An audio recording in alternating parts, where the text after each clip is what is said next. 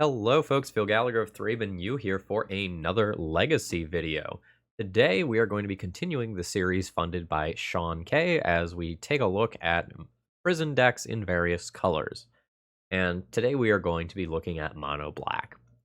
Kind of the first thing that I want to say here is that the deck list that we are looking at is kind of colloquially known as curses because of its namesake card, Curse of Misfortunes, that lets you search out big scary curses each turn. And like the first thing I want you to know is I think this deck has largely been invalidated in Legacy. I think there are now other versions of mono black decks running around that use the same like core Ancient Tomb Dark Ritual deck that are just better and don't require you to resolve a 5 CMC card. We've played a handful of them on the channel, but we're going to see how this holds up. We're in a good news, bad news situation as far as the curses go. The good news is Curse of Leeches is now on Magic Online and apparently is functional. We'll try to confirm that in the league. The bad news is there's also a 7-mana blue curse that would probably see play in this deck, but it has the red Ring of Death and isn't on Magic Online, just like many of the cool cards like Minsk and Boo. I'm not salty, you're salty. Okay, let's kind of take a look at the core of the deck here. Similarly to most of these other mono black decks, we have the core of Chalice of the Void and Leyline of the Void as our sort of 8 void package. And Leyline of the Void has become a very potent main deck hate card in Legacy because Blue-Red Delver and Murktide Regent decks of various natures are absolutely everywhere. So main deck graveyard hate, much better than it used to be for that reason.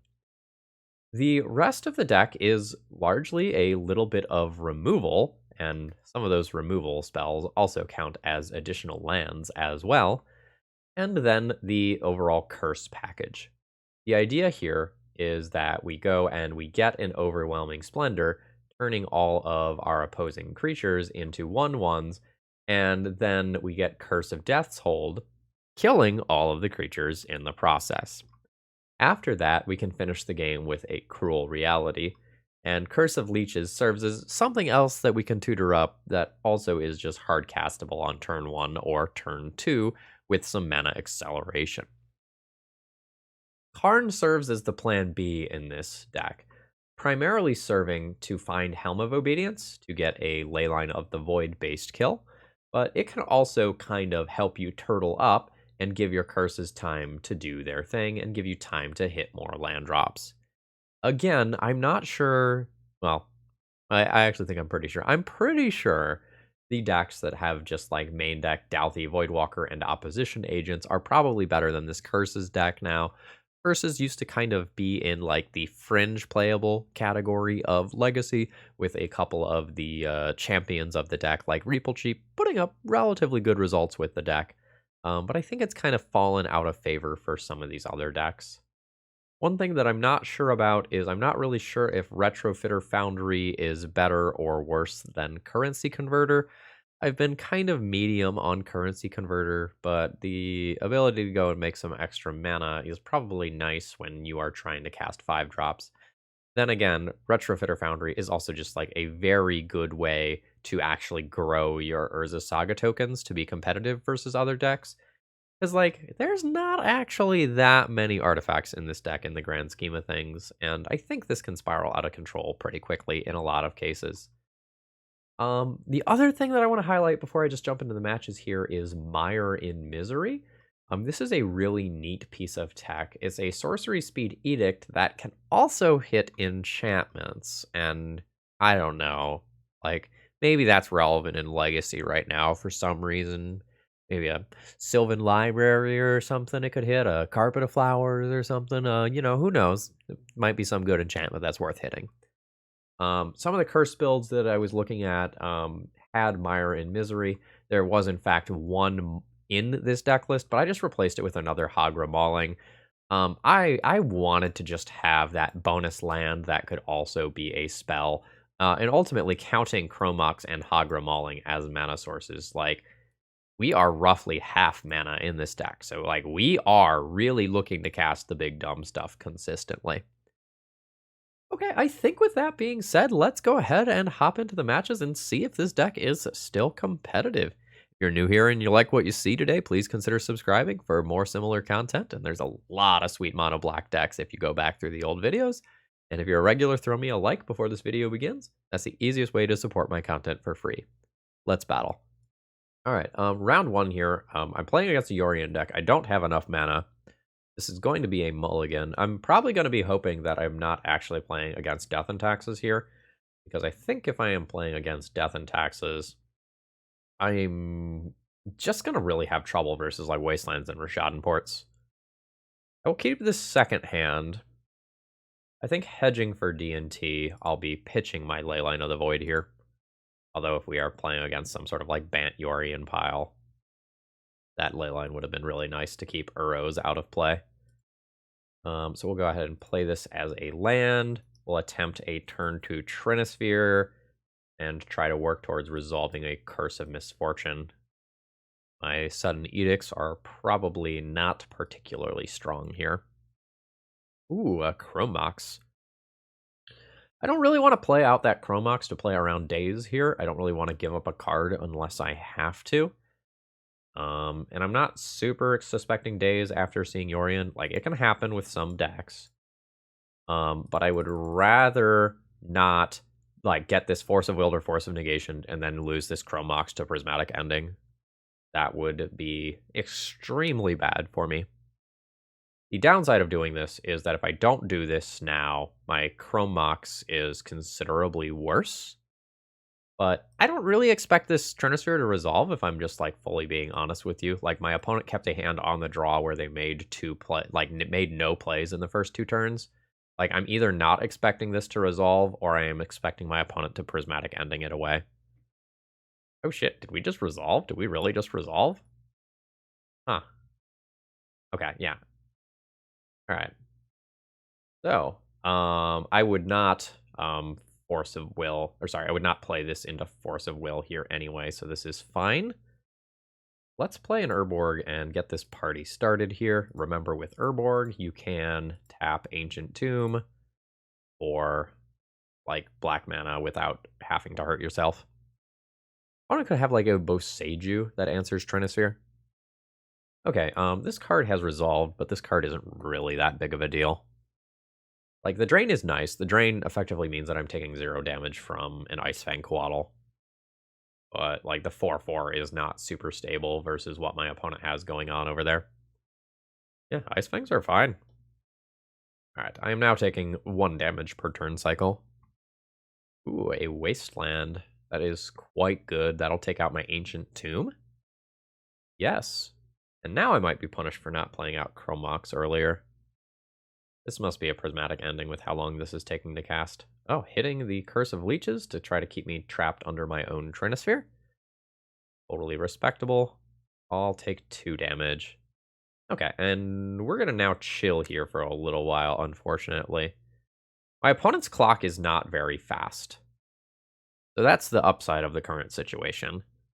Like, assuming that I can actually resolve a Curse of Misfortunes at some point in this game, it will be incredibly strong.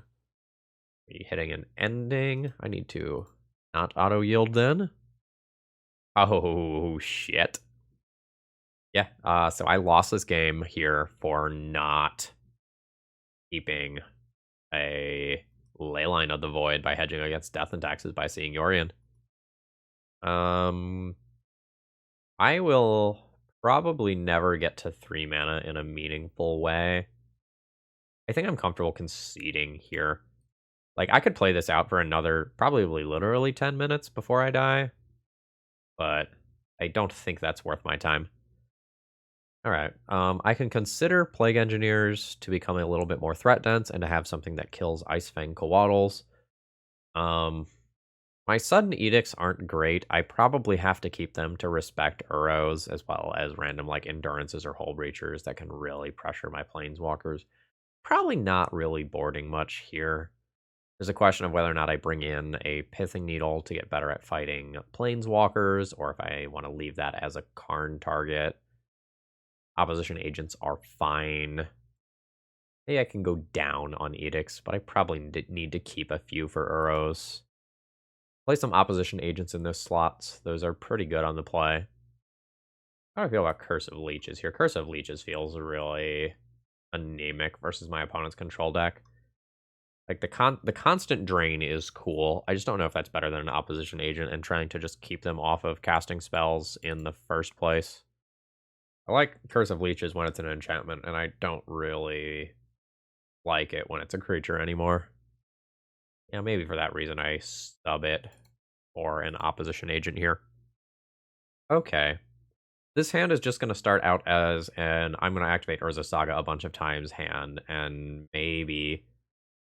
I don't know. I can just play turn 2 Karn with this hand and attempt to blow up my opponent's lands.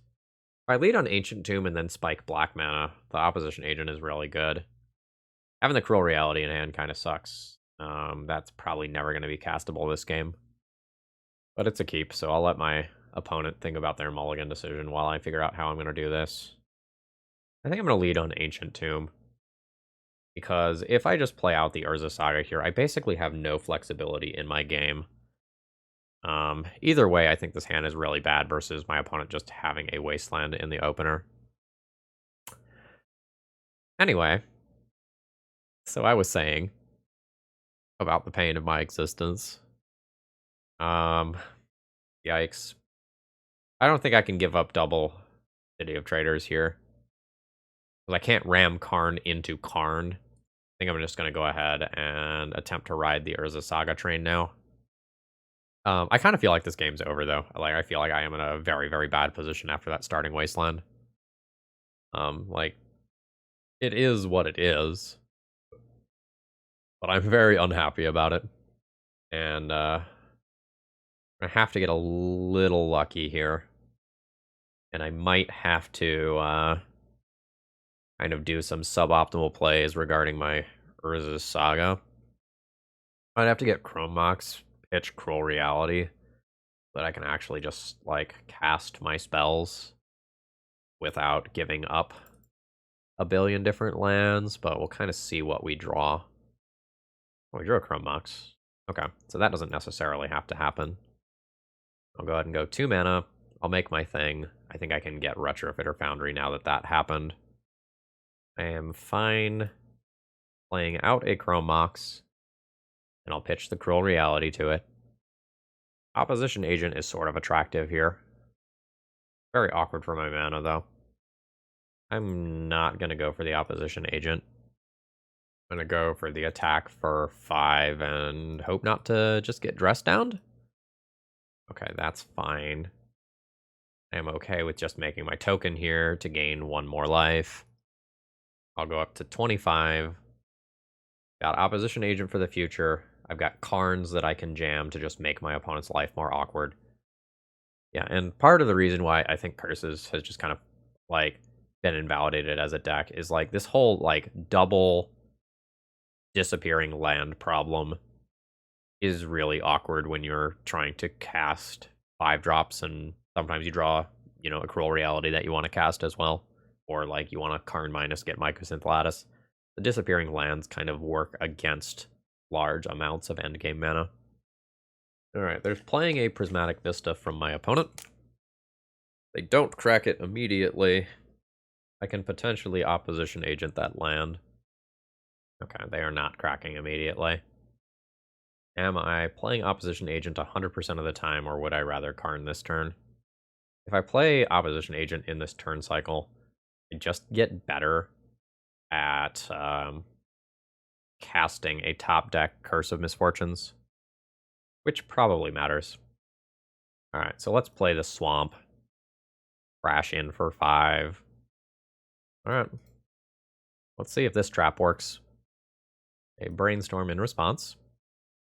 Alright. You have a force? No force. Cool. I guess I should probably take a screenshot of this real quick.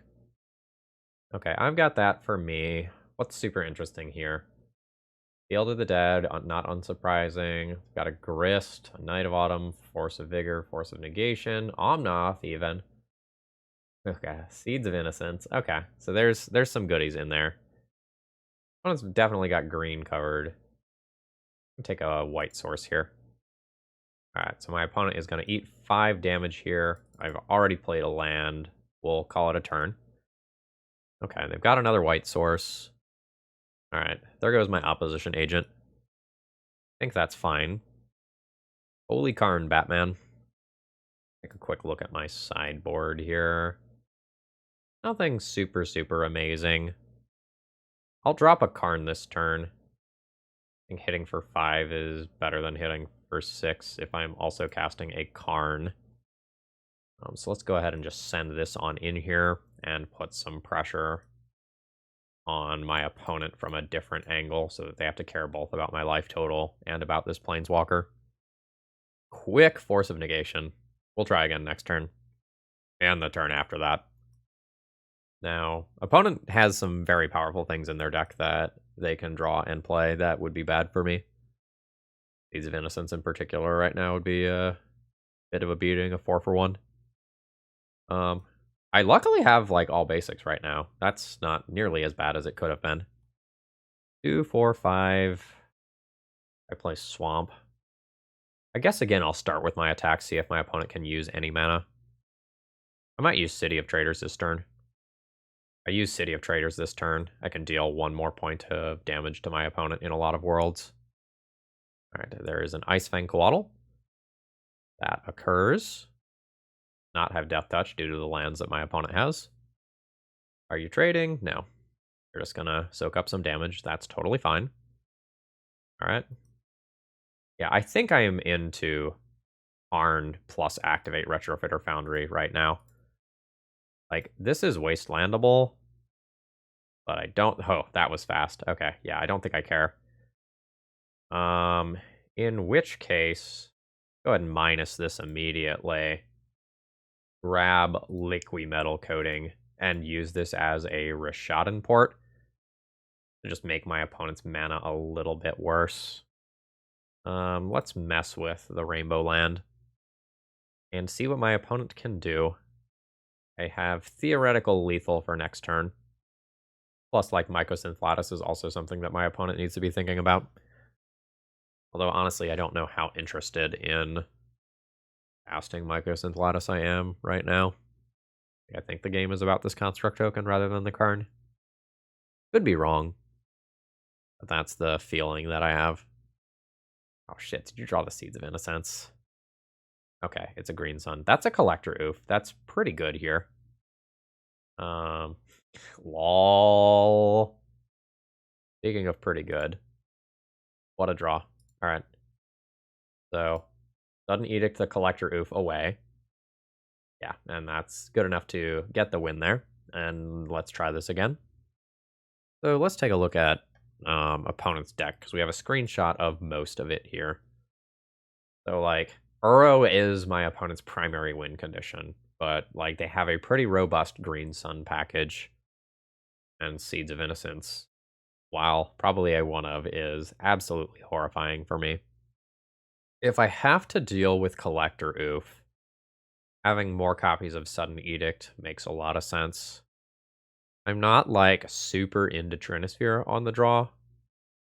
Like, a lot of times, like, I'll play a Trinisphere. My opponent will just use their turn to remove it. Like, it's much better on the play here. It protects against Force of Wills, Force of Negation, Force of Vigor. Like, it has utility. I'm not sure that it's better than just increasing my density of relevant cards. I think the Sudden Edicts come in so that Elector Oof, and to a lesser extent, something like an Endurance doesn't body me. And then I'm a little unsure on the last card. Like, could be one Trinisphere, could be Curse of Leeches. I could play Pithing Needle specifically for Wasteland. Like, that's its target. Like, Wasteland's very good against me. Like, since it both, like, stops my mana acceleration and my Urza Saga, which is one of the easiest ways for me to win. Yeah, Pithing Needle might be better than either Trinisphere or, like, Plague Engineer or Curse of Leeches on the draw. Not 100% sure, though. I will be keeping this hand. It's kind of an unfortunate, like, all-in on Urza Saga hand, so if my opponent starts with a Wasteland again, like, my hand really doesn't look good, and I'm, like, very unhappy with double Sudden Edict in that case. Is it worth 2 cards to kill a bird of paradise? Opponent did not play a blue land? Then yeah, I think it is. I think if this was like a trop or something, I don't take this line. But like, there's worlds where I just take my opponent off of blue mana for this game by making this play. I think that means it's worth it. We'll see. Like, they might just have all of their colors already, and like, it was in vain for me to do that. Chromox is kind of whatever here. We're gonna play Urza Saga, probably followed by Swamp next turn, and see where we can take this. Again, just very bad against Wasteland. I think that's a critique of the deck as a whole, rather than something for this matchup specifically. All right. I can cover this Uro via the Sudden Edict that I have, and then hopefully take it out in some other method. Fuck me, later on. All right, I thought we had dodged Wasteland there, but the pain was greater. Yeah, so we are fully just hoping that the top of the deck delivers here, because I have Stone Cold nothing in my hand. Yep, that's fine. Life is bad. I don't think we've drawn a Curse of Misfortunes in this entire match, by the way. Or at least not a castable one. I am casting this turn purely to clear the way for another copy of this to be meaningful later. It's somewhat unlikely, but like it's a thing that might happen. And at this point, we're really going to feel the fact that my deck is like 50% mana. Yeah, that's exactly what I mean here. Okay. Life's bad. A top decked Leyline of the Void is probably going to be too late. That is Yorion to hand. And we're chilling. This is a removal spell for the Uro that's in graveyard, so I'm not going to play that as a tapped land. Just going to go ahead and wait it out here.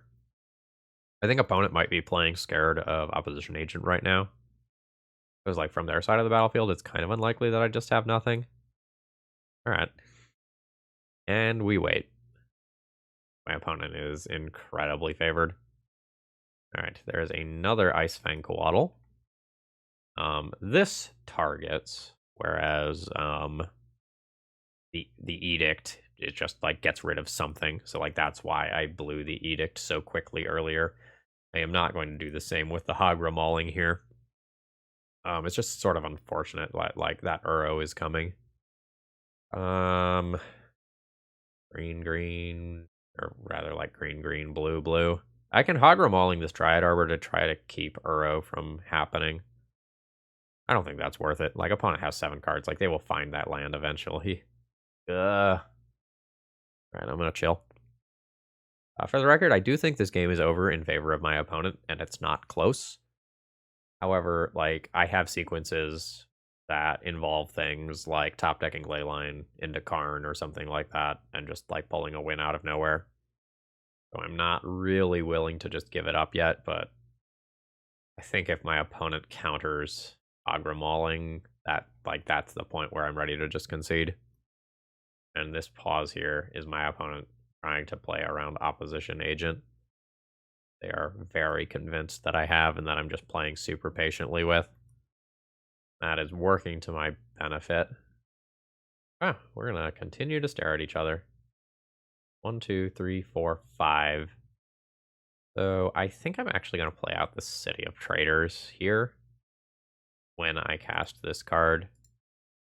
And this is just me trying to sell the fact that I have Opposition Agent even harder. That's why I'm doing this. Force of Negation. Force of Negation. So if I were the opponent, I would probably end step. Oh, nope. Thought we were going to go for an end step Wasteland this to better play around the Opposition Agent. That is not happening. I'll just go to 17. And we'll continue to stare at each other. This is very good for me. Because if this were to resolve, this just kills both of my opponent's current creatures. I don't think it's going to resolve. Like, my opponent has 7 fucking cards. Looks like hardcast Force of Will to me. It is hardcast Force of Will. And that's super unfortunate, Because now I can't create a situation where, like, my opponent's stuff is just dead with 100% certainty. Like, I can turn everything to 1/1 still, assuming I were to get another Curse of Death's Hold. Or sorry, another Curse of Misfortunes. Alright, so here is the Uro, which now has 5 cards in graveyard to help it out. I don't think I have to just, like, immediately go and play, like, Dark Ritual and take 2 off of Ancient Tomb in order to kill that thing. Yeah, Abundant Growth is fine. Alright. I'm going to take 1 here. And we'll see if my opponent continues to play around Opposition Agent. They've been doing it for so long, I don't know why they wouldn't. I think I start here with a Chalice of the Void as a way to bait counter magic. And then we'll attempt to blow up an Uro. Is unfortunately not really in a meaningful way. Like, it will come back. Like, there's this Wasteland and Prismatic Vista that work as the first 2 cards to make that comeback. But life's bad. Opponent now, like, knows they are free to fetch as well. Like, I've dropped Opposition Agent as something that matters. Yep, there's the fetches. And after this second one resolves, my opponent's Icefang Coatl will also have Death Touch for the future. The fuck is this? Primeval Titan? At this point, I am comfortable conceding to that. Like, that is going to get Field of the Dead. And then my opponent has a giant zombie army. Like, there's not any one card that I can draw. I think that just wins the game. I guess I could draw Karn. Like, Karn would be very good. My opponent just fetches and takes the 2 zombies now, playing around Opposition Agent. Nope, okay. I'll take 1. I'm at 15. Life is pain. Okay, yeah. So they are going to go ahead and take those now. That makes sense to me. Oh, there's something else, too. Is Chalice going, too? Chalice is going as well. I think Karn for Ensnaring Bridge is about all that I can do. Yeah, I don't think my opponent is worried about sacrificing a creature each turn. GG's, this is the end. Although I kind of suspected, since about, like, turn 4, that I had already lost this one. Round 2, I'm looking at a really awkward opening hand. It's a double Chrome Mox hand with no black cards. But it still might be a keep, because I can just go, like... I don't think it is, actually. Like, if I get this Trinisphere into play on turn 2, I can't, like, really make effective use out of this Chrome Mox. Oh, opponent loves the podcast. You're in a video. Good luck. And I'm a part of the Eternal Glory podcast, by the way, for those of you who don't follow that side of my content. Consider checking it out if you like it. This is a similar power level hand to the last one. I think I keep this one, banning a Chrome Mox. I think I still will put the Leyline into play, because, like, Karn represents Leyline Helm. But I don't know that I'm going to get to Curse of Misfortunes. Oh, straight up tapping their Polluted Delta for black mana. Your Cabal Therapy resolved. Good luck. Good luck, friend. Like, you nailed it if you guessed this correctly. Helm of Obedience is a great card to name there. Urza Saga. What is my opponent playing? What is my opponent playing? 1, 2, 3, 4. Next turn, if I draw any black card, I can Curse of Misfortunes. Or I can just Karn this turn. Opponent could be like playing Cephalid Breakfast, where playing Karn matters a lot. I think I'm on board with that. Like, I really want to, like, actually play the namesake card of this deck at some point in this league. Like, that would be cool. I think I just got a jam here. My opponent has additional Cabal Therapies. This is awkward. Otherwise, this is probably good. And we will just go ahead and grab Liquid Metal Coating, like, and try to take advantage of the fact that I'm on the play here. Okay, what are we looking at? Relatively fast Brainstorm. Into Underground Sea. Into Ponder. Still could be Cephalid Breakfast. Is a graveyard-based combo deck. Could be Blue-Black Reanimator. Could be a Doomsday type deck. Like, there's options here. 1, 2, 3, 4, 5, 6. I can attempt Mycosynth Lattice right now. And I will. And I will. I think it's just happening. Lattice, Ancient Tomb. Do the thing. Okay, opponent found a Force of Will pitching an Uro. Okay. So we are potentially looking at some sort of bug control deck. In which case, I'm not super happy that I attempted Mycosynth Lattice that early. But, like, Liquid Metal Coating should still be pretty good. We'll see. Like, my opponent could stick a Planeswalker this turn, and life could get awkward. Alurin? Baleful Strix. Yeah, I'm thinking Alurin now. Ooh, this is value. Let's see if I can start blowing up some lands. I can. So my opponent just fetched Baleful Strix, which makes me want to blow up Underground Sea. Tundra, though, for Prismatic Ending, is probably going to be very good. I'm still going to take out Underground Sea, because Baleful Strix for Death Touchers is annoying right now. So we'll plus Karn, blow up a land, play an Urza Saga, and try to keep the pressure up on my opponent. I have enough mana that I can activate multiple Urza Sagas in a turn cycle. So that's the good news. Veteran Explorer. Okay. We're getting some Nick Fit vibes now. Okay, there's a Trinisphere. Veteran Explorer is not really threatening right now because of, like, the Leyline that's in play. I think I just attack my opponent's white mana. Though I don't know, I don't really want them to block with Veteran Explorer and get lands. Yeah, okay. Talk myself into that. Plus, blow up that forest. I'm fine playing a new Urza Saga. Let's go 1, 2, 3. Play a Trinisphere so that my token will be larger, and I can still activate this Urza Saga without paying life. Okay, that was a great showing for my deck. Okay, so my opponent is something in the fair-ish 4-color mid-range pile category. They've got Cabal Therapy and Veteran Explorer, which is Nick Fit vibes, and there could be, like, Academy Rectors or Arena Rectors as well, or I could just be seeing, like, the tutor side of an Alurin deck list at work here. So my opponent said, like, oh no, this is my first league with this deck, I'm gonna look bad. And so I'm trying to decide how much credit to give them. If that Veteran Explorer is a one of, and they thought, like, shit, I'm losing this game, I want to throw my opponent off my trail since I'm losing, getting Veteran Explorer is sick. Alternatively, like, that could be a part of their game plan, and they just, like, didn't think about the fact that Leyline was going to shut off Veteran Explorer. So that's where my head's at, basically. I'm a little unsure how to sideboard given the information that I have. Like, if my opponent is full on Nick Fit, Trinisphere is not great. And if my opponent is Alurin, Trinisphere is very good.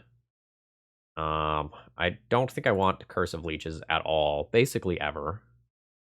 And I think I'm going to be sideboarding with a light touch here. My edicts aren't particularly strong. Like, clearing an Uro is great, but my opponent has, like, Baleful Strix and Recruiters. Like, I'll be trading with half a card too much of the time, so I probably want Plague Engineers over that, and some number of Opposition Agents or Mire in Misery to round things out. I think I want all 3 Opposition Agents, so one of those probably comes in at the cost of 1 Trinisphere? Question mark, question mark, question mark. But it's possible doing something like taking out 1 Chalice of the Void is just better. Like, if my opponent is Alurin specifically, I like want both the Opposition Agents and the Trinispheres. Let's cut 1 Chalice, given the information that I have. I'm going to leave Pithing Needle in the sideboard for now. I may bring that in next game for, like, Cavern Harpy, but I don't think I'm willing to hedge as of right now. Easy mulligan. Harder to evaluate hand. The Hagra Mauling entering tapped here is kind of what makes this hand rough. The disappearing land doesn't help. What is my opponent doing? My opponent mulligan and kept on 6. A pretty good hand that I can just pitch Curse of Misfortunes with. Alright. I'm gonna bin that and just, like, count on the fact that my deck is like 50% mana to get me another mana source that I don't necessarily have to have Urza Saga just... Fuck yeah, thank you, deck. Thank you so much, deck. Now this turn gets very hard, though. I can just play Chalice of the Void this turn, or I can just play Opposition Agent this turn, which is brutal before my opponent gets some fetches. I don't really know which of these I want to pitch. I think I'm playing a controlling game a decent portion of the time. Opponent didn't lead on a 1-drop. I'm going to go with Opposition Agent here, I think. Pitching Hagra Mauling and believing in my deck to draw more mana sources, I think. All right, no end of turn Brainstorm. I think I'm just going to go ahead and play out Opposition Agent now. I do not want my opponent to play around Opposition Agent and just pass the turn here with like a fetch land available. Like that would just be super awkward for me. So I'm just going to slam this preemptively and like maybe force a Brainstorm from my opponent. Okay, it has resolved. Takes the element of surprise away and means that like some Swords to Plowshare type situations can happen that are awkward for me. Opposition Agent's real sick versus Veteran Explorer, though.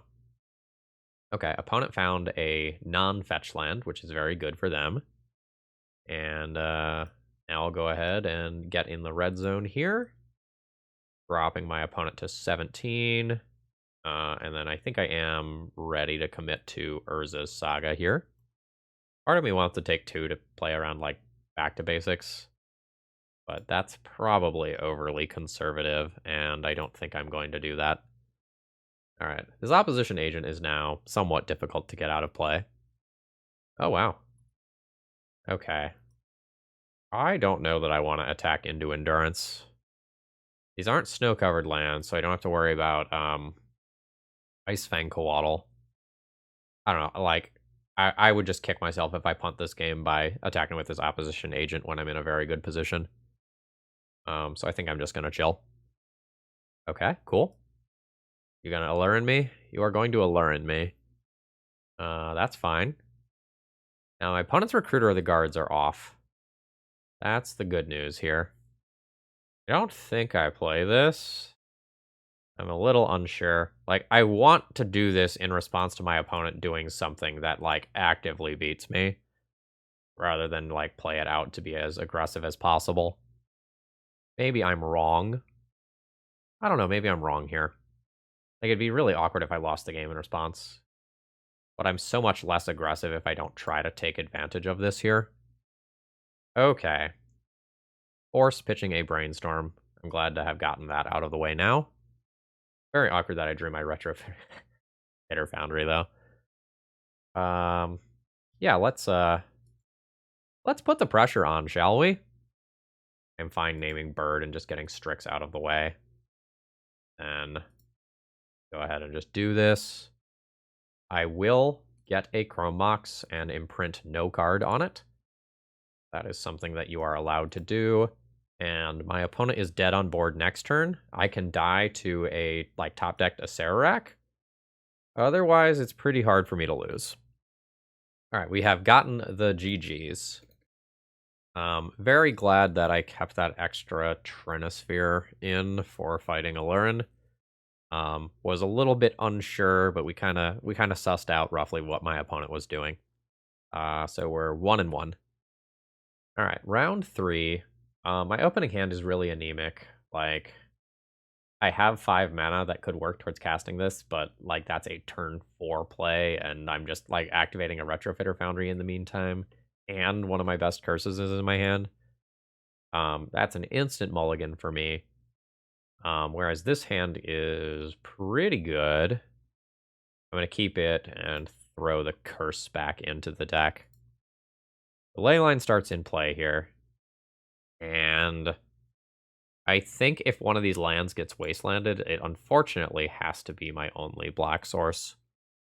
Because if this gets wastelanded, I can then like try to play an Urza Saga into Ancient Tomb game. Whereas if I lead on Ancient Tomb, like my hand just gets much worse. Just full stop. All right, sure. Okay, if we're starting with a Leyline in play versus Delver, that's very good for me. We're going to lose this game to a Wasteland, though. Okay, did not want to draw that. So I think I lose this game to Wasteland more or less no matter how I play this hand. So, like, if I start trying to go all in on Urza Saga, and my opponent wastelands that Urza Saga, my play for the next turn is just Trinisphere, which is really bad. Similarly, if I go Ancient Tomb Trinisphere, and it resolves and then I get wastelanded, I'm just dead to that Delver beating me to death. I think my line here is to play the Trinisphere, so that I can potentially get Karn and work towards Ensnaring Bridge. Although, honestly, I expect this to just get, like, Dazed or Forced or Force of Willed. Long term, I will be looking to draw Sudden Edict to help clear the board. Yeah, there is the Daze. That's fine. Again, I kind of think I have to go for it. Karn is really bad versus Delver. Ensnaring Bridge is respectable. Not good, just respectable. Like, this deck looks at so many cards over the course of a game, and it has, like, main deck Brazen Borrowers that are outs to that. So it's not nearly as good as you might want it to be. My Urza Saga package is also small enough in this deck that I just don't have, like, Shadow Spear to, like, really make it so that going all in on an early Urza Saga is just game-winning. Alright, I'm going to take 1 this turn. There's not that big of a deal. I'm unlikely to take too much damage from this. I think I'm playing Karn this turn. It'll be Dazeable. But I think I just want to play Karn, and, like, if Karn doesn't resolve, I can Urza Saga Construct token and work towards the Snaring Bridge doing cool shit. I just don't think I can wait forever on that card. Hate that this is costing me life, but whenever I play it, it is going to cost me life. Okay, there's the Bobble Cracking, which I think already, like, should have happened on my opponent's turn. If Delver flips and my opponent Lightning Bolts, I want to make sure that I get a card out of Karn. I think I'm going to go ahead and just minus here. As awkward as that is, I think Ensnaring Bridge is better than, like, doing that. That's just so much mana. I'm not really about that. It's possible getting Helm of Obedience is better, but I think I'd rather try that later in the game. And I'd like to try to, like, halt things to a gridlock for a little while. Like, Karn resolved, but Karn isn't even that good, and I don't know that it gets a counterspell the entirety of the time. Like, with the Cruel Reality in hand, I think I can slow down this game for a while. Another Delver is annoying. Like, a legitimate 1/1 is annoying if my opponent never flips that card. Very good at drawing my 1 Retrofitter Foundry. Alright. I always do this. I think I always just play Ensnaring Bridge rather than make the Urza Saga Construct tokens. Awkward. Go ahead and play this and see if it resolves. Does, in which case I will happily tap this for black and just try to get this card out of my hand. 1, 2, 3, 4, 5. It's gonna be a little hard to get this card out of my hand. I can do so by getting a Chrome Mox, but I'd like to cast this card. I'm just running into the whole disappearing land problem. I also think it was potentially a mistake for my opponent to flip that Delver. Like, they missed a point of damage this turn for flipping that. We'll see, though. Alright. 1, 2, 3, 1, 2, 3, 4, 5, 6, 7. I can attempt it here. I guess I will. Yeah, I guess I will. I'm going to pull a Chrome Mox out of my deck as a draw that I do not want. Say no to that. And we will attempt Cruel Reality. Again, somewhat unlikely to work, but it's real cool if it does. Achievement unlocked, cast 7-drop versus Delver, and have it resolve. Yeah, like, with the Cruel Reality in hand, I feel okay about my Ensnaring Bridge play, but, like, maybe that game goes poorly enough for me in enough timelines that I am supposed to just go for the Helm. Like, I wanted to slow down that game, and I was successful here, but that doesn't mean it works every time. Okay. I don't like my deck versus Delver. If I'm being real with you, I think Karn is very bad against Delver as a whole. There's so many times where it's just an incredibly slow tutor target, and then it just dies to a Lightning Bolt or a 3-power creature attacking. And it's just, like, super dazeable. How do I feel about Curse of Leeches? A 4/4 lifelinker sometimes. I don't really like Trinisphere on the draw in this matchup. Like, you just get locked by Wasteland too much of the time, so those are probably coming out for a couple of removal spells as a starting point. I might even just board in, like, Vault of Whispers.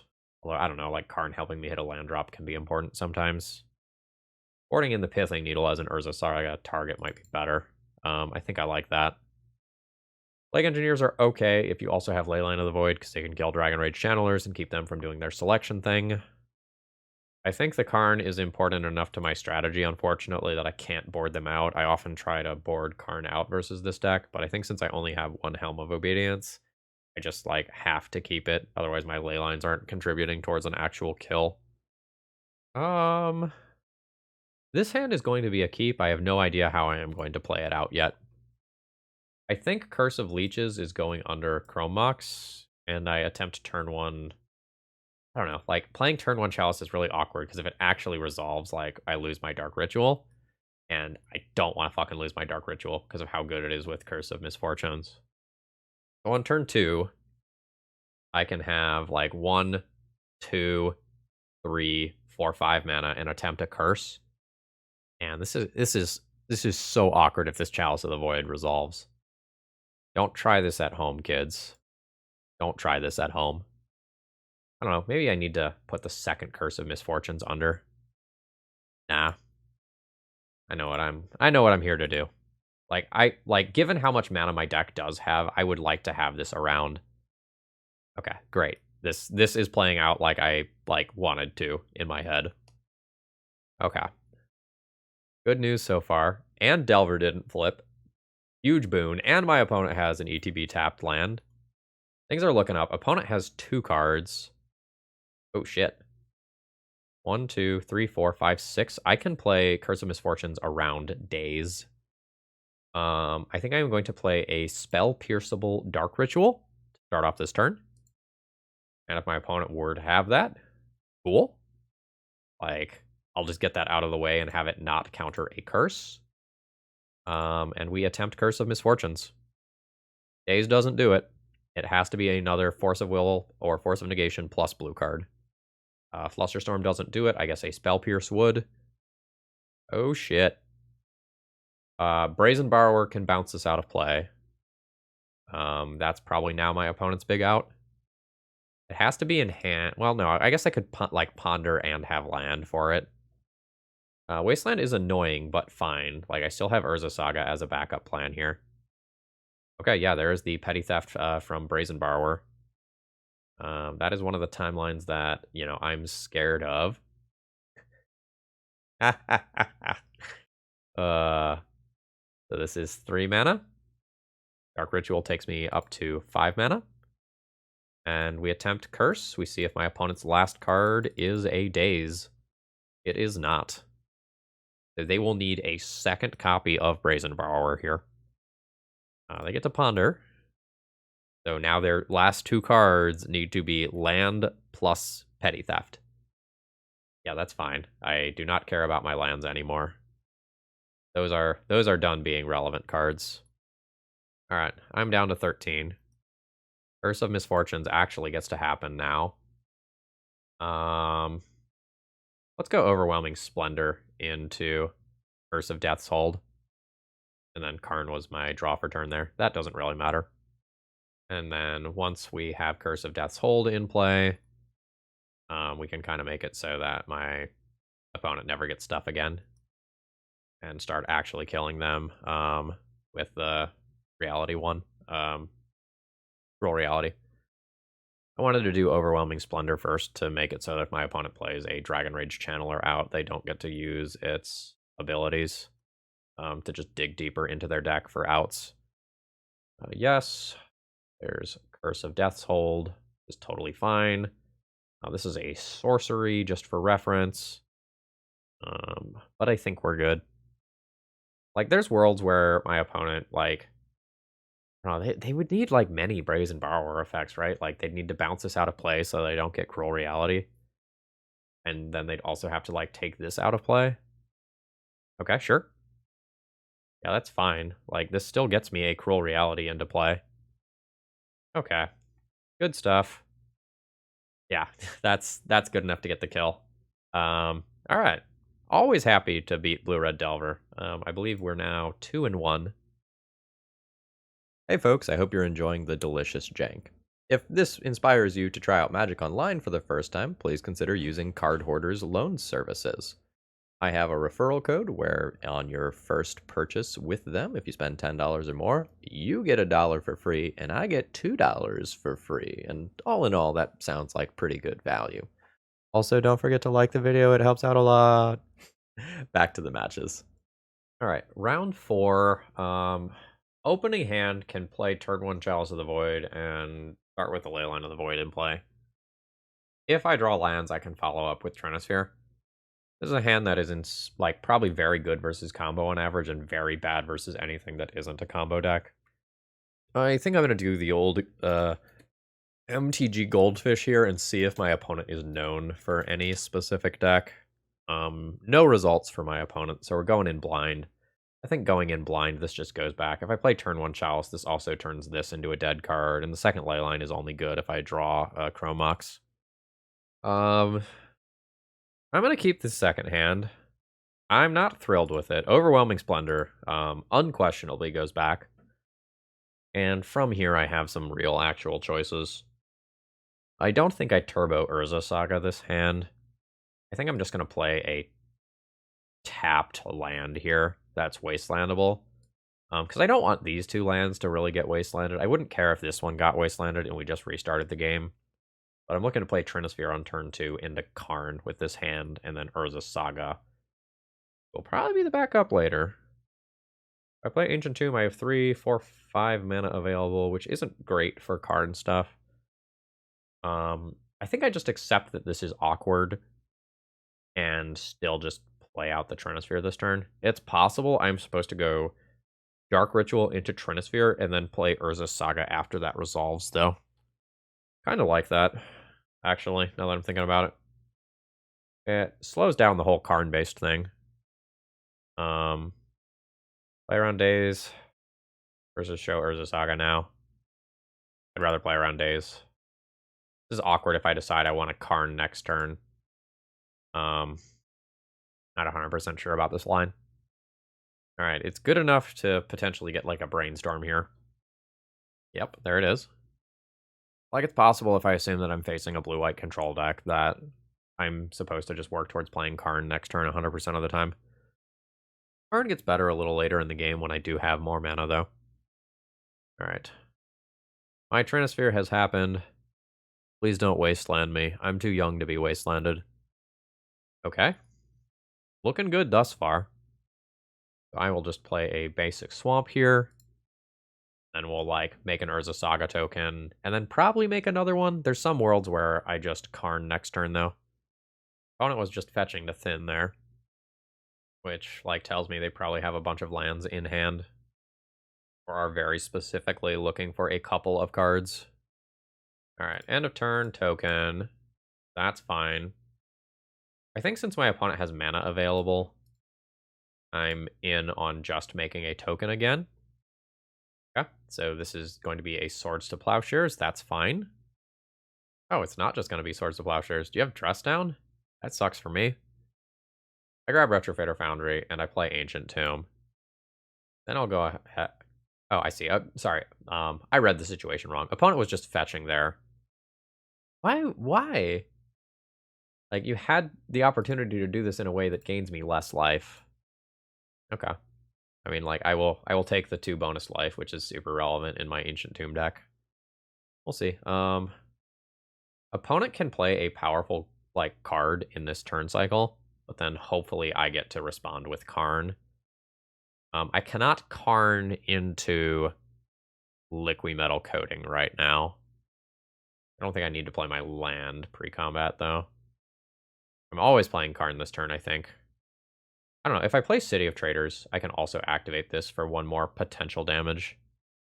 Yeah, I think I'm down with that. All right. Let's get in there. After no blockers, let's make my creature 1 bigger. All right. I did get in there for all of that damage. Let's attempt Karn. All right, there is a Force of Negation. That's fine. I'm playing very strongly to the board right now. We'll see. I could eat like a Supreme Verdict or something here. And it would not be the best for me. Um, Wandering Emperor would be really good for my opponent. Let's get in there. Nope. All right, no blockers. Let's do this thing. Okay, that's fine. All right, I will just deal 2 this turn then. How do I feel about untap? Untap, turn a servo, or I can untap and make another critter. I think I like untap, make another critter, and just continue to go wide of what my opponent's doing. The City of Traders doesn't really matter much here. I have a lot of life to work with. I have a lot of time to work with. My opponent's cantrips are bad because of Trinisphere. I'm in the superior position here, but not by a ton. Narset occurs. There's an annoying distraction that I probably have to attack down next turn. That just miss. Wow. Alright, so end of turn. Let's do an untap. And then go ahead and tap this. And then we'll see where we go. That's not bad. Put that on 1. Alright. See if this gets a response. I just want to know pre-combat if I am going to eat something on this. I think I just send all of these at Narset. That way, nothing can happen. Well, okay, very few things can happen that keep me from killing that Planeswalker. Then I have a Sudden Edict up for something like End of Turn Hull Breacher into nonsense. Otherwise, I just make another token. I still have my opponent on a 2-turn clock. I also think there's worlds where it's correct to put Chalice of the Void on like X equals 3 on that turn. Just like let the record show. Because of how good like the Teferi type cards are against current board. Alright, there is a Supreme Verdict. That's fine. Like, opponent has given me a lot of life to work with. I will leverage it. Servo token, go, go, go. Okay, hell yeah. Opponent does have 2 cards, so there's worlds where this doesn't resolve, but this is really good. 1, 2, 3, 4, 5. Sure. Get on in there. Opponent goes to 8. And let's attempt the curse. Like, there's a decent chance my opponent just has, like, some cantrip stuck in their hand, and this is going to resolve. Nice. A Cruel Reality kills my opponent so incredibly quickly here. Really good showing from the deck here. Alright, so let's go ahead and sacrifice a servo, turning it into a Thopter. And then we do this whole thing. If my opponent doesn't fetch with Prismatic Vista, it's possible that I should get Overwhelming Splendor. But I think Cruel Reality is just too cool here to not do. Alright, let's start with a little love tap for 1. That puts opponent to 7. Now, I think I'm fine with paying life for Karn. Actually, no, I don't want to pay life for Karn right now, because I can't cast Sudden Edict anyway due to Trinisphere. I'll go ahead and just cast Karn like this. And I'll just tutor for something annoying that I can cast next turn. Pithing Needle's bad here. Let's just get Lattice and make my opponent deal with that shit. So, like, my opponent's dead to Cruel Reality. My opponent is dead to, like, a creature that I am about to have. There's a lot of bad things going on here. Alright. So, that's a 4/4.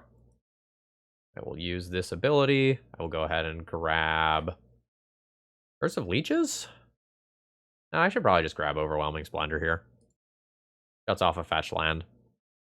Yeah, we're good. I could have spent a little time thinking about like what exact outs my opponent had and wiggled towards them the best.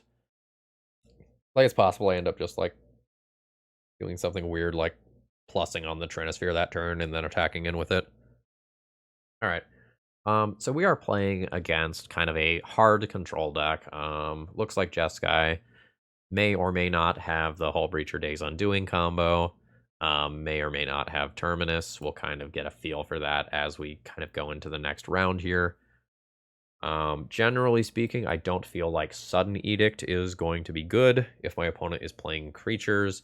There are things like maybe Snapcaster Mage that like aren't the biggest bodies at the end of the day. Plague Engineer is something that can be okay for Mentor. Opposition Agent is something that can be okay just, for being Opposition Agent. I'll probably board those in. I'll probably board in one of these just to fill the slots that the Sudden Edicts were in. It's possible I could get away with shaving one of the bigger curses. I don't know that I'm going to do that. Like, having both Overwhelming Splendor and Curse of Death's Hold is really nice for, like, if my opponent does have, like, some Mentor or Shark token shenanigan, I can just shut that down forever. I don't remember the exact text of the 7-mana blue curse, but I think it, like, mills for a lot. Like, mills until they hit a creature. That would maybe be something that I'd board in over some of this stuff here. Am I good now? Do I want more Plague Engineers than just this? It's possible boarding out like 2 mana sources of some kind for 2 Plague Engineers is better. I think I'll do that, like, maybe if my opponent does show me Mentor. But there's enough similar looking builds of this rolling around that I don't necessarily want to commit to it just yet. Okay, I like this hand. Like, we have a turn 1 opposition agent if that's something that I want to do.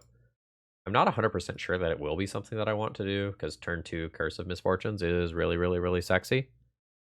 But I think I'm just going Swamp, pass, and if my opponent fetches, I'll cast Opposition Agent in response. And if they don't, so be it. And then I might instead just try to jam turn 2 Curse of Misfortunes. Yeah, I think I'll just chill. Ooh, that's another one. Yeah, I think I'll just play out Opposition Agent in this turn cycle as a bait spell, and then go for hopefully back-to-back Curse of Misfortunes. Possible I'm supposed to play tapped Hagra Mauling this turn, though. When do I cast Opposition Agent? I kind of want to cast it right now and force a bad Brainstorm on my opponent. I'm not going to. Opposition Agent is so much worse once people know to play around it. If I can bait a Force of Will with an Opposition Agent, though, that would be dope. Okay. See if my opponent fetches. If I were them, I would go to the upkeep and then fetch. Or are they not even going to fetch? That's fine. Opposition Agent not doing its thing here. But I'm kind of treating this as a bait spell at this point. I don't super care about this, but it's possible I'm supposed to just go for this. There's the fetch. I'm okay if you just let this resolve. Okay, there is a Swords to Plowshares. That's fine. Probably tapped Hagra Mauling this turn. I don't think I have to play around a Daze. Let's go ahead and attempt Dark Ritual into a Curse here, and then this land tapped. And then that'll let me attempt this multiple turns in a row, with the expectation that the first one doesn't work, and the hope that the second one does. But if, like, Opposition Agent and double Curse of Misfortune all get answered, I'm in bad shape. I'm also not in good shape if my opponent just, like, chills a Teferi in play and doesn't minus it. But they minused it, so that is great for me. Okay, sure. That must be a punt. No, just fetching around Opposition Agent. Totally happy to just draw more copies of Curse of Misfortune here.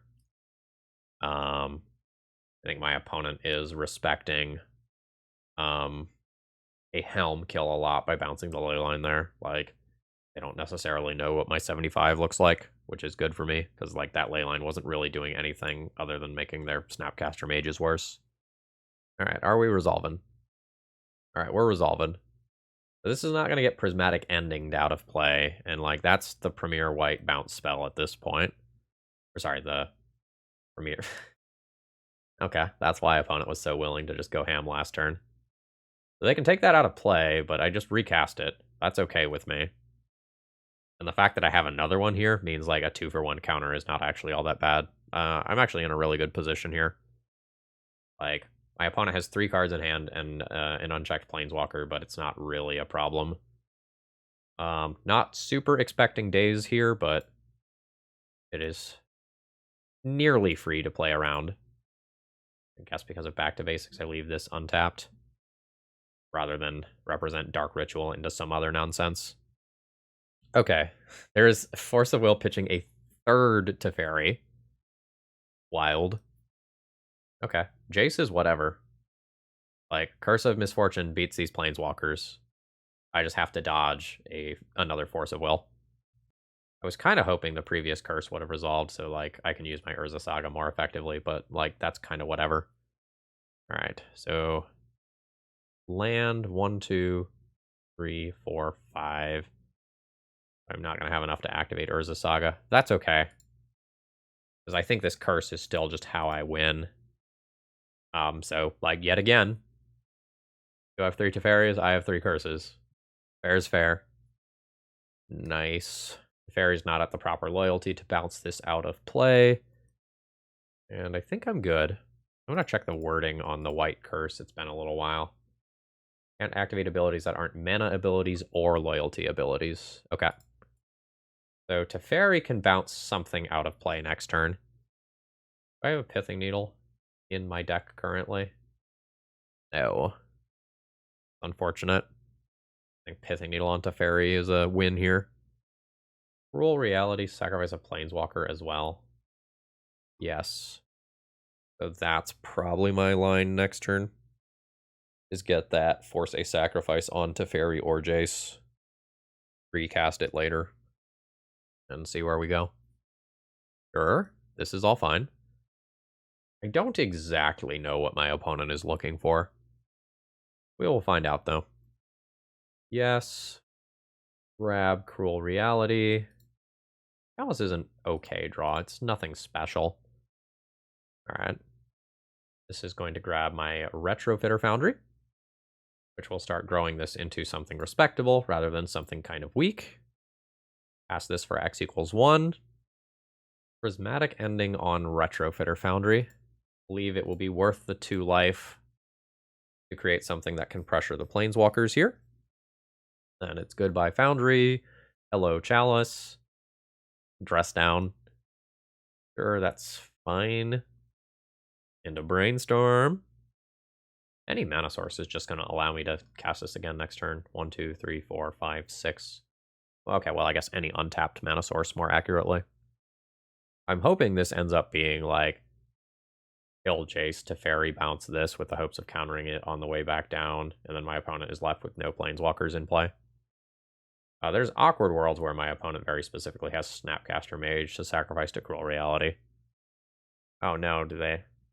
Oh, okay, it's just a cycle. That's fine. I really thought I had, like, self-fulfilling prophesied my way into another Snapcaster Mage there. Alright, fantastic.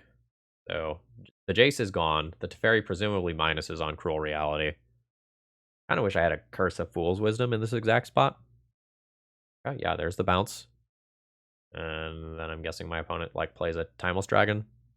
I'll turn into a 1/1. Yep, there's the Eternalize. That's fine. Yes. You have a 1/1 named Dragon. Like, a little unnecessary. I would really kick myself if my opponent had a... Well, I guess I wouldn't kick myself if my opponent had a Monastery Mentor. I guess that's not really true. So, maybe I just play this as a creature, though. Like, a second Curse of Misfortunes in play doesn't do too much. A Leyline of the Void in play doesn't do too much with this many things already in graveyard. Alright, I have, I think, never put Plague Engineer on Dragon before, so that's a new one. But in the world where something happens to one of these permanents, I don't mind this line. It's not like it's that great, and if I was going to do it, I should have done it pre-combat. Alright, Narset is a thing. Narset may absolutely go digging. Again, we're less worried about, like, Snapcaster Mage now. It's a 1/1. The Wandering Emperor. Sure. Okay, so I'll go ahead and do my searching here. Yes, I will just get Curse of Death's Hold. This is totally fine. I get to cast Cruel Reality this turn. Am I fine with letting my opponent have a removal spell on these? Yes, honestly. I am absolutely fine with my opponent using their mana so that they're less able to respond to Cruel Reality and the Urza Saga token. Alright. Opponent just lets Narset go. I will play Urza Saga and attempt a Cruel Reality. Alright, opponent has a counter, pitching Dress Down. That's fine. Like, the Wandering Emperor is significantly less scary without the ability to actually make creatures that can scale. So I'm good with this. Yeah, you can kill my Plague Engineer. I've got time.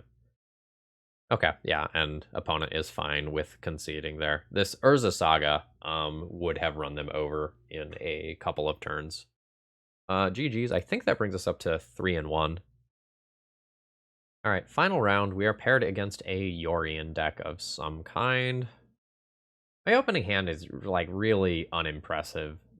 Basically, no matter what I'm playing against. Like, I have a mix of lands and spells, but no real plan, no real acceleration here. I'm gonna mulligan and try to do something more impressive. This isn't it. All right. At this point, I keep this. I think this hand is basically all in on an Urza Saga and an Ancient Tomb, taking over the game, and then using this second Urza Saga to keep the pressure up. That means that casting Sudden Edict is going to be very difficult. I think I just pitch either Swamp or Urborg here. Probably Swamp, since I have Ancient Tomb Urborg, which is good. And I keep the Dark Ritual so that I can pivot what the hand does if I need to. But by keeping this way, I make myself worse against Wasteland for if we are playing against D&T, which we are not. Okay, so we are probably playing against a similar Yorion pile to previous rounds. Chrome Mox is not great. I will use it in some worlds. I'm not really interested in playing it right now. I might put Dark Ritual under it next turn. The Dark Ritual can be fine later in the game, though. Fuck. Alright, we're gonna be 100% dead to a Life from the Loam. I'm just gonna accept that. And let's jam a Retrofitter Foundry here. Call it a turn. Okay, cool. Karn. I don't think I'm interested in playing Karn right now. I'm unsure if I'm interested in Romoxing Dark Ritual. I don't think I'm going to do it. I think I'm just going to stay on the Ancient Tomb line. It may cost me 1 life, but I'm not super interested in giving up the Dark Ritual yet. Because, like, there's worlds where that is very important to helping me resolve, what is it? The 5-mana curse that finds curses. What is it? Curse of Misfortunes. That is an Uro. Karn can help me deal with that in one capacity or another. Like, I can go for Karn Tormod's Crypt next turn, depending on what I draw. We'll see how good of an idea that is and, like, how realistic that is. I've drawn Ancient Tomb. I can make a token and have 3 mana towards Karn. So the world in which everything goes bad is if my opponent has Swords to Plowshares or Brainstorm in hand and that Uro gets in play. It's possible my tokens can just outclass the Uro, though, with Retrofitter Foundry around. I might be going that route. I just, like, really don't want to cast this Karn and have it get Force of Will or Force of Negation. Fuck. Yeah. So, the reason I was scared of this is because, like, that's the 5th card in Graveyard for Uro, very specifically. Alright, so I will get a Chrome Mox. And I don't think I'm super interested in imprinting that Dark Ritual. And do it next turn if I want. This is fine. Definitely don't love how small the Urza Saga package in this deck is, though. Like, if I had a piece of Graveyard Hate, for example, like, this goes much more smoothly. Damn. Alright. That makes it a little harder to spiral past the Uro, in terms of size. And my opponent still has the ability to get the Uro into play this turn. Targeting the Servo token. Not the Construct. Which is weird and maybe an indicator of something like Dress Down. Or Endurance. I think I always play Urborg. 1, 2, 3, 4, 5 showing mana.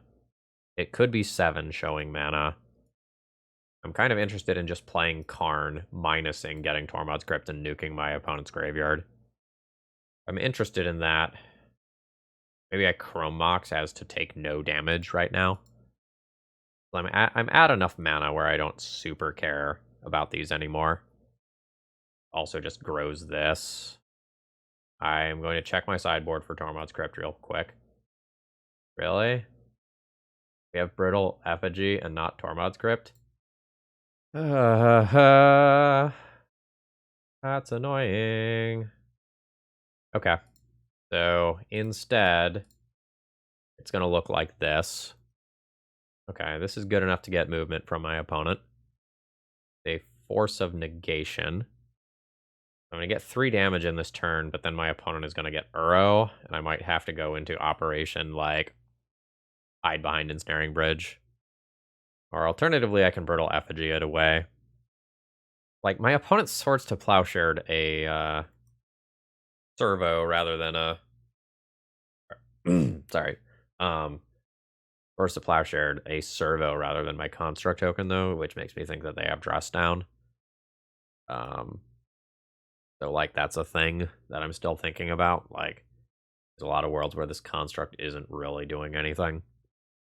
1, 2, 3, 4, 5. I have 6 mana, so I can't do both of these.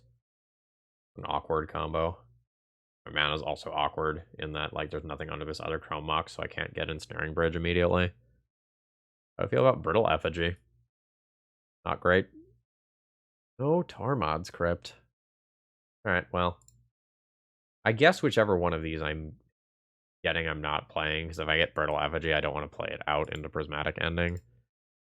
I guess that means I'm tapping Karn, or, like, tapping 4 Karn like this. Alright. I am fine with Karn minus. And now I get to, like, choose which one of these I want to get. I also can get Retrofitter Foundry, but I'm not really interested in that right now. I think I'm interested in Ensnaring Bridge. It makes it harder for me to physically win the game, but there's a lot of worlds where next turn I draw a mana source, and then I can play Trinisphere into Ensnaring Bridge, and that's not bad. Okay. That is very bad for me. So this is the trick that my opponent had for that they were planning on using to get rid of like the Construct token, but that seems really greedy to me. All right. Okay. So both of those are going at Karn, meaning that I can't save Karn. I was planning on chump blocking Uro. I guess that's not happening now. Ponder.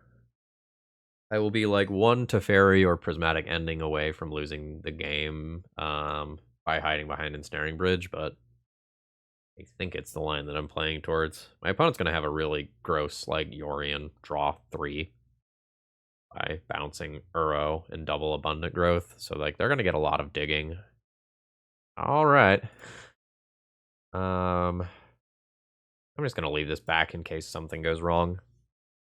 At this point, I'm probably not winning this game via combat damage. Okay, that's fine. I don't care about getting attacked by that. And hopefully, unless I draw, like, very, very poorly, I don't care about the zombie tokens either. 14 it is. Okay. This is a gross amount of card draw with Yorion here. Oh, a Leovold, sure. That doesn't really matter. This matters, though. Alright. So they're not doing it on the Uro. That's fine. So there's a draw 3 off the Abundant Growths and the Ice Fang Coatl. Now it makes it hard for me to resolve something that super matters. I need to draw a mana source so that I can double spell. I think I am just going to play out my most awkward card here, which is the Leyline. I can still get attacked by zombies and Ice Fang Coatl right now. I don't super care about that, but, like, this Ensnaring Bridge leaving play pretty much leaves me immediately dead. My opponent finding a Wasteland or a Caracas to bounce Yorion also probably leaves me dead in different ways. Ah. Speak of the devil, and he shall appear. I don't think I can possibly beat that. Like, I'm not dead yet. I'm not going to concede, but this game is over in favor of my opponent. Like, that is a at least draw 3 per turn cycle. That's not really okay. Okay. They're They're investing in real estate for right now. There is the Yorian Bounce, and then there's exactly 5 mana held up to cast it. Ugh. Alright, take your stupid draw 4. I have very few relevant draws at this point. That's not one of them. I am going to cast this. It doesn't really matter. I just need to cast this and then get a Trinisphere out of my hand. So this costs me 2 life and 1 black mana off Urborg. Alright, that is hit play. That dampens the effect of some of this stuff, but, like, I'm still getting hit for 1 this turn. And if my opponent were to have any sort of bounce spell like Teferi, I get hit for 7 instead. Okay, I think that Wasteland beats me. Yeah, because it Wastelands the Urborg. And then I have to take damage to play my spells, most of the time. Oh no, there's more. Okay. You have like a Rex Sage? Yeah, they do. Okay. I will concede here. GG's. Okay. Definitely lost that one due to not having Tormod's Crypt in sideboard, though. Like, if that Uro wasn't involved, I think. I think there's worlds where I can come back. Like, that Uro getting in play lost me my Karn that otherwise could have, like, found something else. Alright, what am I doing here? I think last time I wanted Opposition Agent.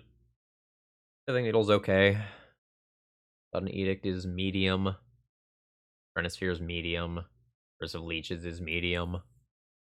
Again, I don't mind the front side of Curse of Leeches. It's the back side that I think is awkward.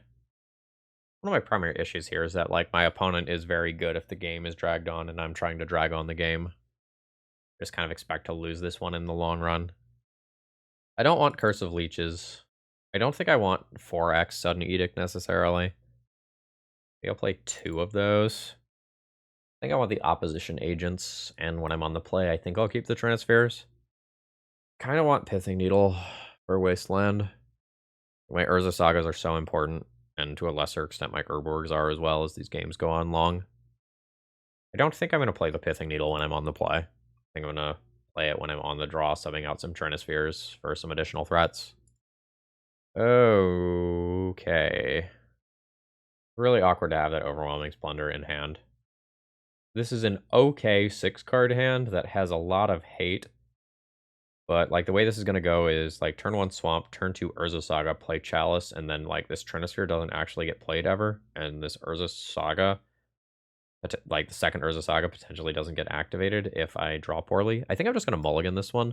I think I end up with a similar hand a good portion of the time.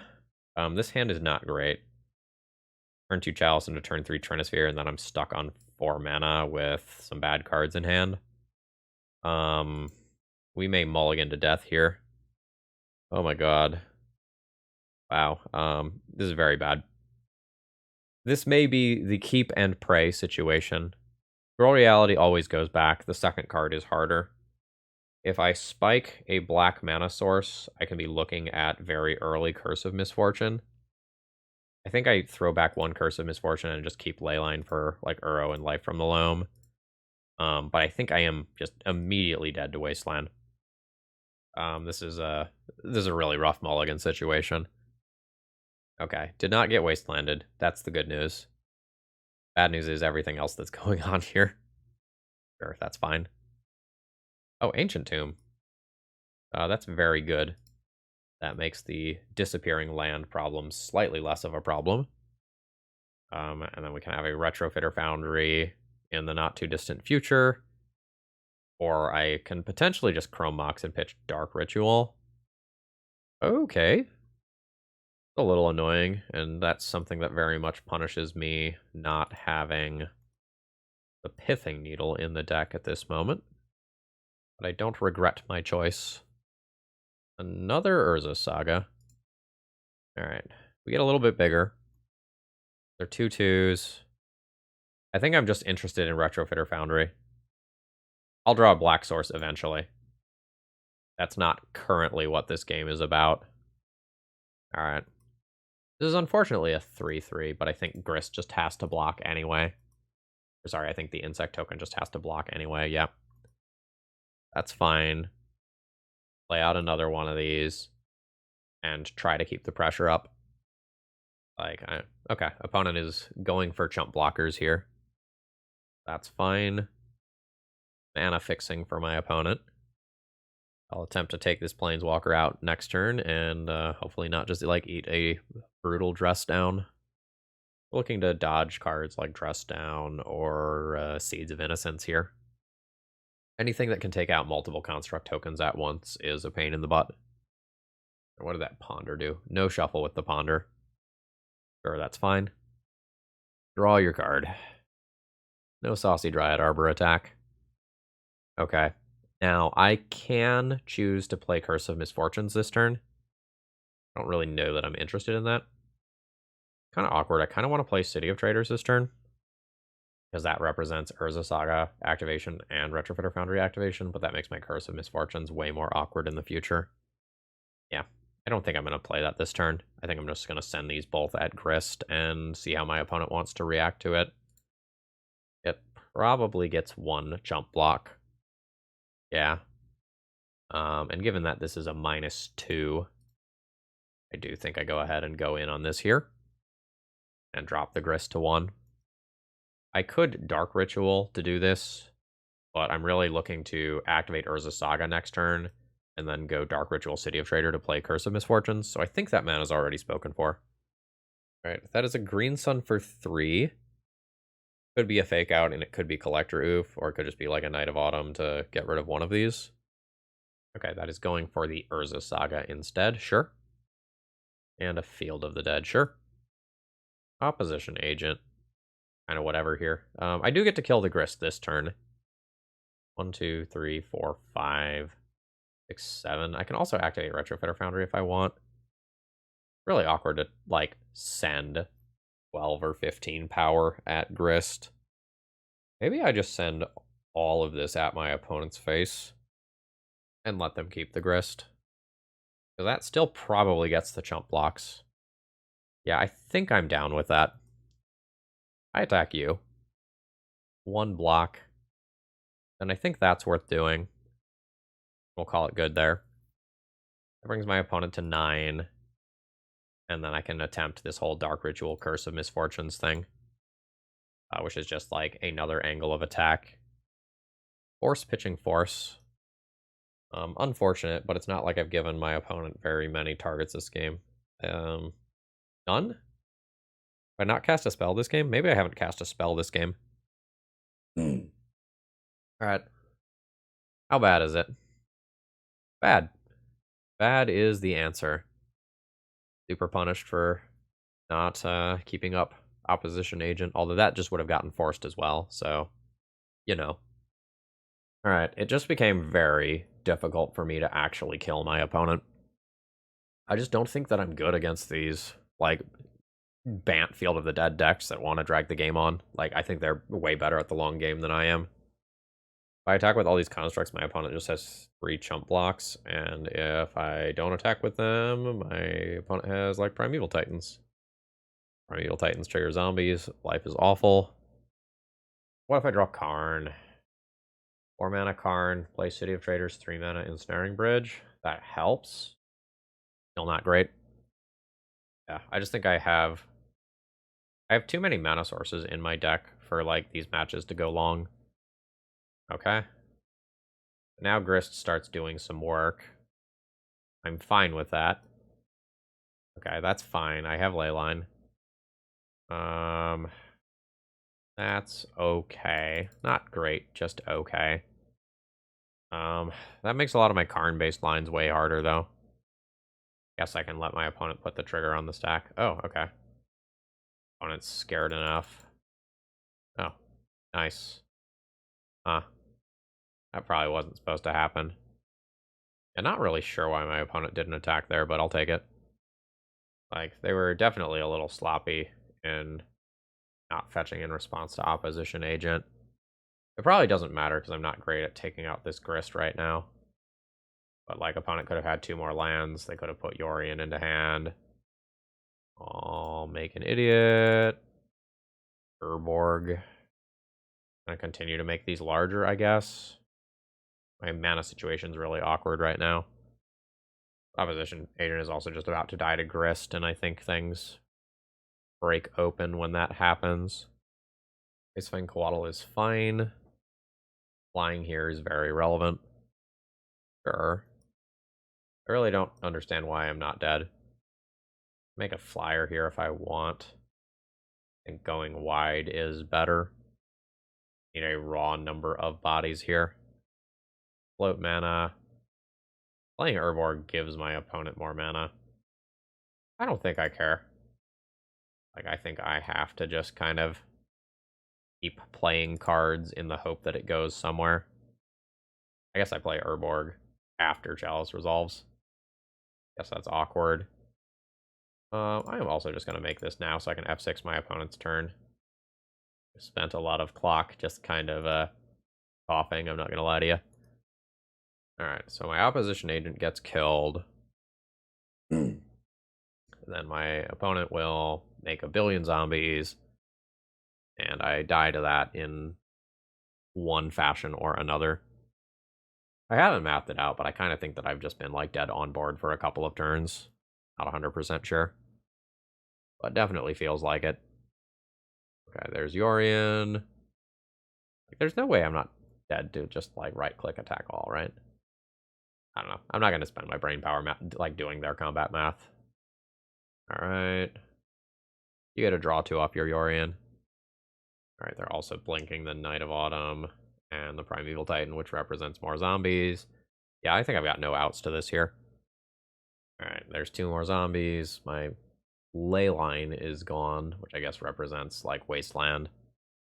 I've thought I've been dead for a while. I'm going to go ahead and just end it here and concede. GG's, we end up with a 3-2. Overall thoughts on the deck list.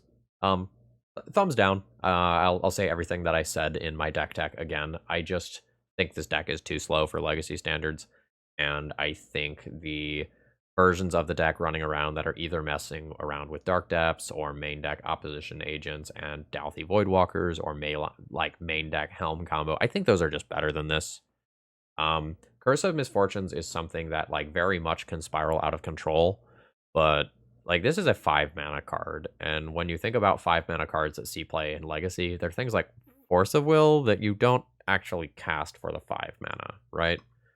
If you think about the current iterations of Moonstompy that are popular, like the 5-drop that is in that deck is Fury, which again is pitch castable. I also am not particularly fond of Karn. I read some people on Twitter like gushing about how good Karn is. I'm not really a believer. I've just found that Karn so frequently is a slow tutor that like often dies to lightning bolts, onboard Murktide Regents, Dragon Rage Channelers, or other creatures. When you're not supporting Karn with things like main deck bridges, I just don't feel like Karn really does the things that you want it to do. Yeah, this one gets a thumbs down from me. I just don't think this is proactive enough. And we didn't win a lot of games with the curses. We won a decent number of games with like lock pieces and Urza Sagas. Like there were a couple of things in I think it was rounds 3 and 4 where the curses did look okay. But generally speaking, I don't feel good about this. The deck has so much mana, and also like has a handful of things that if you draw them, they feel really bad. Yeah, as far as the sideboard goes, I definitely lost this one to not having a Tormod's Crypt in here. That's my bad. I should have looked at the list more carefully. I kind of copied one and made 1 or 2 minor changes to the deck list. I just kind of assumed that was there because it's in every card sideboard. Like, I understand wanting the Brittle Effigy as something that's tutorable that can exile a Murktide Regent, but, like, that tutorable Graveyard Hate for 0 mana to turn Karn into a hate card for, you know, matchups like Dredge, Reanimator, Oops, or whatever. Like, that matters so much. Like, I'm not saying that we 4-1 if I have a Tormod's Crypt, but, like, that was a major deal breaker. I will say I do theoretically like Mire in Misery still. Like that was something that didn't really line up well with the matchups that I had here. But I do think that is a really cool card with nice utility. Curse of Leeches I think gets a thumbs down. I think I played that once. Didn't really want to tutor it up. Kind of wish that it was another card. Maybe like this is supposed to be another main deck 1 cost artifact. Like if you move the Pithing Needle into the main deck, you can put a Tormod's Crypt into the sideboard or something like that. At the same time, though, like maybe you want the Karn to be able to tutor for your answer to Planeswalkers, as like you're just not good at pressuring them because you don't have creatures. And like maybe that's another problem too, right? Like there's a lot of Narset, a lot of Teferi running around the format right now. Like not just having creatures that incidentally can attack those things, like very much matters. Boarding in some opposition agents. And that helps, but kind of ultimately I feel like this one just has too many weaknesses for the metagame right now. I will say, like, Curse of Misfortunes is really hard to permanently get out of play. Like, Teferi Bounce was one of the few things we saw in this league that could actually answer it. Like, that's an upside. But I think there's too many downsides to, like, make me really excited to be playing about this deck. That said, the deck is kind of fun when it does its thing. So, like, it does get a thumbs up in that capacity. All right. Anyway, folks, I hope you enjoyed. If you did, please click the like button on the way out. If you find yourself watching regularly and you're in the financial position to support me, please consider becoming a YouTube member, a Patreon subscriber, or doing a donation deck list to kind of support my content. Have a great rest of the day. See ya!